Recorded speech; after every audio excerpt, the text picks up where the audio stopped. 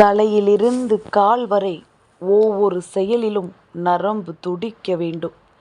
வேல்வேல் முருகா, வெற்றிவேல் முருகா.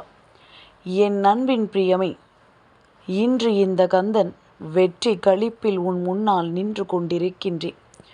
உன்னுடைய வாழ்க்கையில் நான் மிக முக்கியமான ஒரு விஷயத்தை நடத்தி முடித்து விட்டேன். என்னவென்று கேள். நிச்சயமாக சந்தோஷத்தில் என் பிள்ளை நீ துள்ளி குதிப்பாய். என் குழந்தையே, இந்த வாழ்க்கையில் ஒரு விஷயத்தை நடத்தி முடிக்க வேண்டும் என்று நாம் நினைப்பது எல்லாம் அவ்வளவு எளிதான காரியம் கிடையாது. எல்லோரும் அதற்கு அவ்வளவு எளிதில் ஒத்துழைப்பு கொடுப்பதும் கிடையாது. ஆனால் அதே நேரத்தில் உன்னுடைய முயற்சி அந்த விஷயத்தை நோக்கி தெளிவாக இருக்கும் பொழுது அதை நீ நிச்சயமாக பெற்றுக்கொள்வாய். அப்படித்தான் இன்றும் இந்த கந்தன் உன்னிடத்தில் இந்த வெற்றி களிப்பான செய்தியை மனமகிழ்ச்சியோடு சொல்ல வந்திருக்கின்றேன். கந்தனிடத்தில் ஒரு விஷயத்தை நீ சொல்லிவிட்டாயானால் அதன் பிறகு அந்த விஷயத்தை பற்றிய கவலை உனக்கு ஒருபொழுதும் தேவை கிடையாது. அது தானாகவே நடந்தேறும். இந்த கந்தன் அதை அவ்வளவு எளிதில் விட்டுவிட மாட்டேன். உன் கைகளில் கொண்டு வந்து ஒப்படைக்கும் வரை நான் ஓய மாட்டேன்.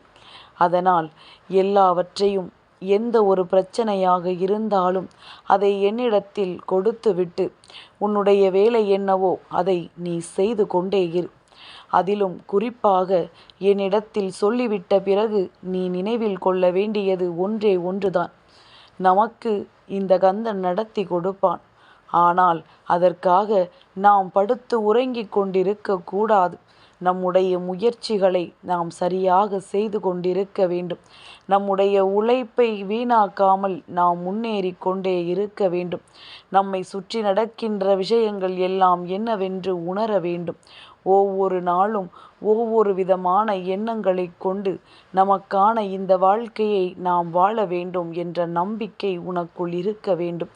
இது மட்டும் இருந்துவிட்டால் போதும். கந்தன் நடத்துவதை நீ நிச்சயமாக பெறுவதற்குரிய தகுதியை பெற்றுவிட்டாய் என்று அர்த்தம். ஒவ்வொரு நாளும் ஒவ்வொரு விதமான விஷயங்கள் உனக்கு வாழ்க்கையில் கஷ்டங்களை கொடுத்திருக்கின்றது. ஆனால் அதுவெல்லாம் இப்பொழுது உன்னை எந்த அளவிற்கு பக்குவப்படுத்தி இருக்கிறது என்று பார்த்தாயா? ஒரு தெய்வம் உன்னிடத்தில் பேசுகின்ற வார்த்தைகள் ஒவ்வொன்றும் உனக்கு சரியாக புரிகின்றது. தெய்வம் உன்னிடத்தில் என்ன சொல்ல வருகிறது என்பதனை உன்னால் தெளிவாக கண்டு கொள்ள முடிகின்றது. எல்லாவற்றையும் கடந்து இந்த வாழ்க்கையின் சூழ்நிலைகள் உனக்கு என்னவாக இருக்கிறது என்பதனை முன்கூட்டியே உன்னால் கணிக்க முடிகின்றது. அதாவது என் பிள்ளை, முன்பெல்லாம் எந்த பிரச்சனை எந்த திசையை நோக்கி செல்கிறது என்று உன்னால் கணிக்க முடியாது. ஆனால் இப்பொழுதெல்லாம் உன்னால் ஒரு விஷயம் மட்டும் செய்ய முடிகிறது. அது என்னவென்றால், நாம் இந்த விஷயத்தை இப்படி செய்தால் அது என்னவாக முடியும், அதே விஷயத்தை நாம் செய்யாமல் விட்டுவிட்டோமானால் நம் வாழ்க்கையில் என்ன நடக்கும் என்பது போன்ற ஒரு தெளிவு உனக்கு கிடைத்து விட்டது. முன்கூட்டியே எதையுமே செய்யக்கூடிய ஒரு திறமை உனக்குள் வந்துவிட்டது. நாம் இந்த பதிலை சொன்னால் அதற்கு இப்படித்தான் முடிவு இருக்கும் என்பது நீ முன்கூட்டியே உணரத் தொடங்கிவிட்டாய். இப்படி இந்த வாழ்க்கையில் உனக்கான எதிர்காலத்தை கணிக்கக்கூடிய ஒரு திறமையை நான் உனக்கு கொடுத்திருக்கின்றேன். அதற்கெல்லாம் காரணம் இந்த வாழ்க்கையில் உனக்கு கிடைத்த நல்ல அனுபவங்கள். நீ பெற்றுக்கொண்ட இந்த அனுபவங்கள் தான் உன்னை இந்த நிலைக்கு பக்குவப்படுத்தி இருக்கிறது என்பதனை நீ புரிந்து கொள்ள வேண்டும். இனியும் எதையும் விட்டு விடாமல் இந்த வாழ்க்கை உனக்கு தருகின்ற மகிழ்ச்சியை நீ வெற்றி களிப்போடு என்னிடத்தில் இருந்து பெற்றுக்கொள்ள வேண்டும். என் குழந்தையை, நாம் எப்பொழுதுமே சந்தோஷமாகத்தான் இருக்க வேண்டும் என்று சொல்லிவிட முடியாது. அதே நேரத்தில் எப்பொழுதுமே கவலையோடு தான் இருப்போம் என்றால் அதுவும் கிடையாது. இரண்டுமே கலந்து இருப்பதுதான் இந்த வாழ்க்கை. இரண்டு விஷயங்களுமே கலந்து நமக்கு கொடுப்பதுதான் இந்த வாழ்க்கை என்பதனை புரிந்து கொள். அதனால் வாழ்கின்ற இந்த வாழ்க்கையை நாம் மனநிறைவோடு ஏற்றுக்கொண்டு உண்மையில் இந்த வாழ்க்கை என்ன நமக்கு கொடுக்கின்றதோ அதை சரியென்று உணர்ந்து நீ உன்னுடைய பாதையில் உனக்கான வெற்றியினை மட்டும் தேடத் தொடங்கிக் கொண்டிரு. மற்ற விஷயங்கள் எதுவும் உன்னை பெரிதாக பாதிக்காது. யாரும் உன்னை கட்டாயப்படுத்தி எதையும் செய்ய வைக்க முடியாது. யாரும் உன்னை வேதனைப்படுத்த முடியாது.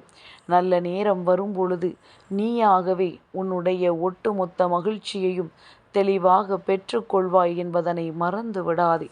என் பிரியமே, இத்தனை காலமும் நீ கடந்து வந்த உன்னுடைய வாழ்க்கை பாதையில் நீ சந்தித்த துரோகங்கள் ஏராளம், நீ சந்தித்த எதிரிகள் ஏராளம். ஆனால் இப்பொழுதெல்லாம் இவை குறைய தொடங்கிவிட்டது. ஒரு நொடி கவனித்து பார்த்தாயா? அதற்கெல்லாம் என்ன காரணம்? முன்பெல்லாம் இந்த துரோகம் செய்தவர்கள் நல்ல பிள்ளையாக நடமாடிக்கொண்டிருந்தார்கள். ஆனால் இப்பொழுதெல்லாம் இவர்கள் செய்கின்ற விஷயங்கள் எல்லாம் ஒரு நாளும் இவர்களை எல்லாம் பாதுகாக்காது. இவர்கள் செய்வது தவறு என்னும் பொழுது எத்தனை பிரச்சனைகள் வந்தாலும் அதில் சிக்கிக்கொண்டு தவிக்கத்தான் செய்வார்கள். இதையெல்லாம் உணர்வதுதான் வாழ்க்கையாகும். அப்பேற்பட்ட இந்த சூழ்நிலையில் உனக்காக நான் கொடுக்க நினைக்கின்ற ஒவ்வொரு மகிழ்ச்சியையும் நீ எப்படியெல்லாமோ பெற்றுக்கொள்ள தயாராக இருக்கிறாய் என்பதனை முதலில் புரிந்து கொள். என் குழந்தையே, ஒருவரினுடைய குணம் என்னவென்று சட்டென்று அவர்களினுடைய நடவடிக்கைகளை பார்த்ததுமே முடிவு செய்துவிடக்கூடாது. ஏனென்றால் அன்றைய சூழ்நிலை அவர்களுக்கு அப்படித்தான் விதித்ததாக இருக்கலாம். ஆனால் மறுநாள் அவர்களினுடைய சூழ்நிலைகள் அவர்களின் உண்மை முகத்தை நிச்சயமாக வெளிக்காட்டும் என்பதனை புரிந்து கொள்ள வேண்டும். எப்பொழுதுமே எந்த நிலையிலும் மாறாமல் இருப்பவர்களை காண்பது மிகவும் அரிது. அப்படி மட்டும் இருந்து விட்டோமானால் இந்த வாழ்க்கையில் உன்னை தேடி வருவது எப்பொழுதும் இந்த மரியாதையாக மட்டும்தான் இருக்கும் என்பதனை முதலில் நீ புரிந்து கொள். இந்த கந்தன் உன் வாழ்க்கையில் நடத்திவிட்ட விஷயம் என்னவென்று யோசிக்கின்றாயா? இந்த கந்தன் நமக்கு அப்படி எதனை நடத்தி கொடுத்து விட்டான் என்று நீ சிந்திக்கின்றாயா? நான் இருந்து நடத்துவதும் நான் இருந்து உனக்கு கொடுப்பதும் என்றுமே உன்னுடைய வாழ்க்கையை வளமாக்குவதற்காகத்தான். இத்தனை காலமும் நீ பட்ட கஷ்டங்களுக்கும் இத்தனை காலமும் நீ அனுபவித்த வேதனைகளுக்கும் நிச்சயமாக உனக்கு நல்லது நடக்கத்தான் போகின்றது.